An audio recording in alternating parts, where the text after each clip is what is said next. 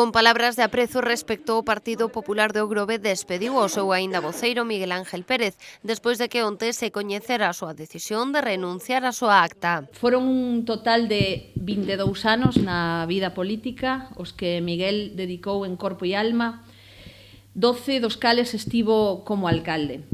Foi unha persoa que loitou en todo momento polo partido e polo Grove, e unha persoa que lle teño un gran aprecio e que, polo tanto, merece o noso máis profundo respeto dada a súa traxectoria política. Os populares destacaron as actuacións máis importantes que levou adiante Pérez como rexedor meco e agradeceronlle a súa dedicación e apoio. Foron verdadeiros acertos e supuxeron unha gran etapa para o Grove.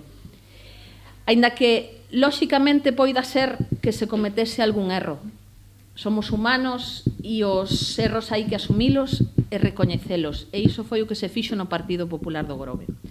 Aprender dos erros en todos os cambios que se veñen levando a cabo. En rolda de prensa tamén confirmaron que será Fernando Meis o seguinte na lista quen ocupe o seu posto na corporación.